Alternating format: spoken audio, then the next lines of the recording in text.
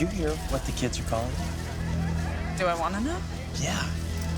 Phoenix. The Dark Phoenix story, which is the most lauded and beloved storyline in the history of X-Men comics, is about Dark Phoenix. It's about Jean. It's a female-led story. There's a female protagonist, and it's really about the strength of this female character.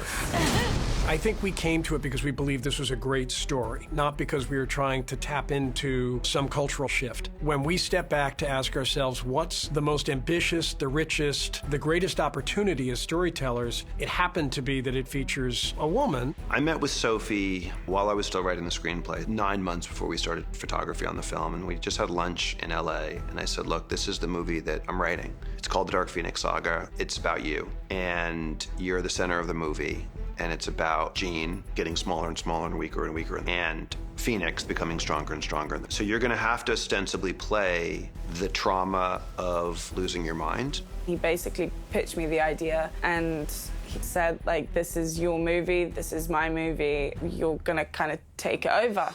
You're gonna have to play every possible color on the spectrum emotionally, and if it doesn't work performance-wise, the movie will not work. It's just that simple.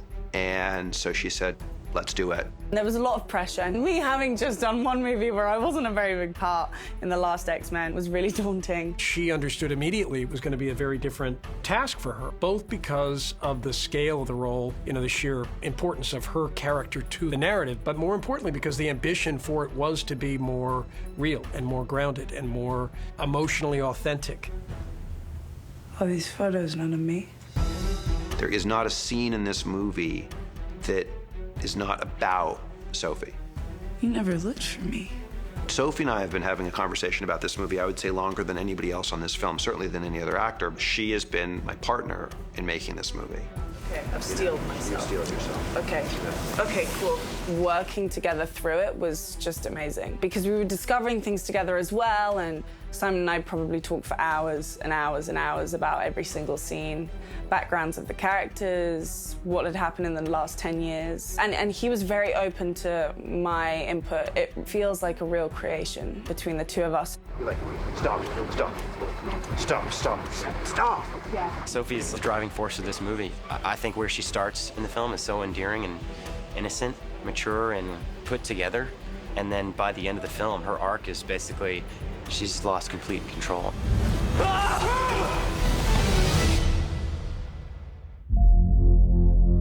Rarely have I ever seen somebody come to a movie more prepared than Sophie was. Sophie did all kinds of research, especially on schizophrenia. She would walk around in preparation for the movie with headphones in her ears, with just random voices playing so that she would know what it felt like to have to walk through the world, hearing voices that you couldn't control, that weren't actually embodied voices of the people who were in the room or the space with you. How disorienting would it be? How disturbing would it be? All by way of trying to understand what this character might be going through. I don't trust myself. The thing about Jean Grey is that she's not a villain, but she's not like a superhero, gonna save the world, everything is fine. She's very tormented and broken and has a real kind of realism to her. You hurt people. Yes. How did you stop? I made a conscious decision before I started to lose all my inhibitions and like go for it and not be self-conscious or vain, because often that happens a lot with actors and certainly happened with me, and I just wanted to have this be my give it all.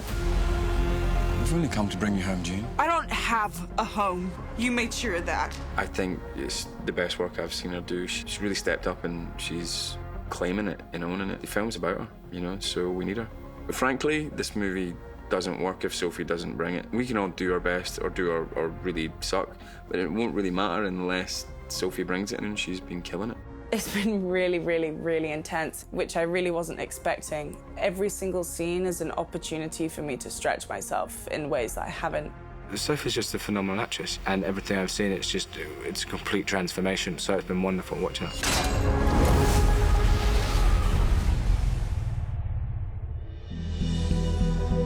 I've been thinking,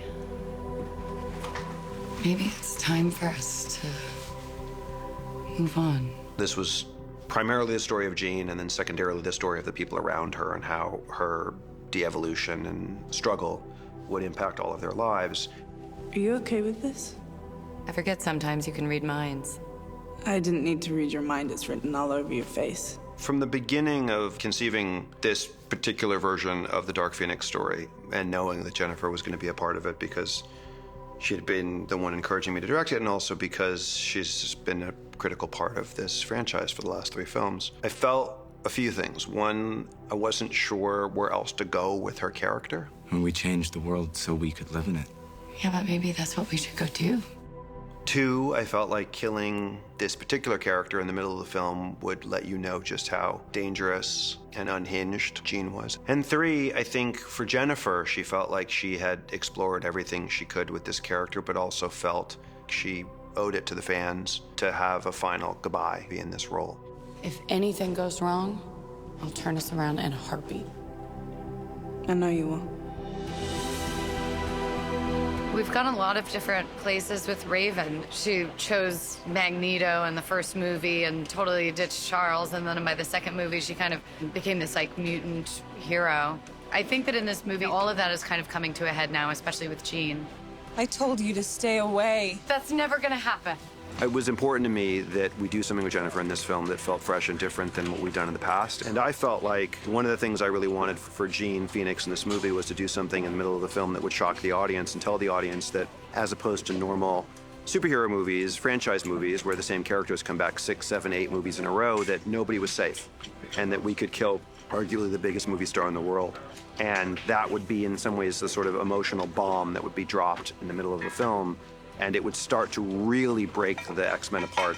I like when movies feel dangerous. You don't feel like you know the outcome. It felt like if we were going to do something more real and more emotional and more grounded, that we had to be willing to have consequences. It's kind of crazy because Raven is one of the most beloved characters in the franchise. And for Jean, it's really emotional because Raven has been her mentor, her big sister. Raven knows what it's like to be tempted to the darkness.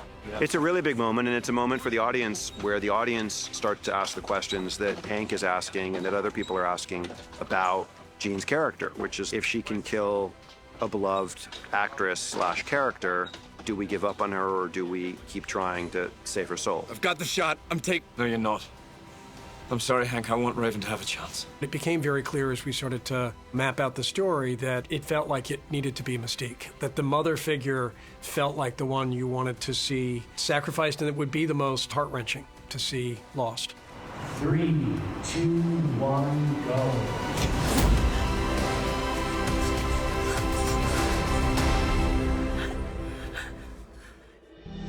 Ladies and gentlemen, that is a wrap on our day and a movie wrap for Jennifer Lawrence. And a franchise wrap on Mystique. She may come back as Raven, but not ever as Blue Mystique. It was bittersweet to wrap Jennifer as Mystique or Raven, because I think she's done the job of playing both so well. She's played Raven extremely well, and she's played Mystique extremely well.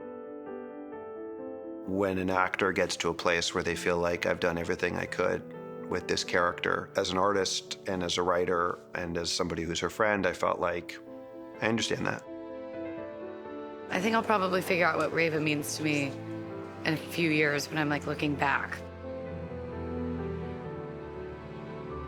We all had a dinner together on Jennifer's last night, and you know, we've all become very close, and there's always been a great sort of family vibe on X-Men. It was quite a poignant moment when we all had dinner together and said farewell.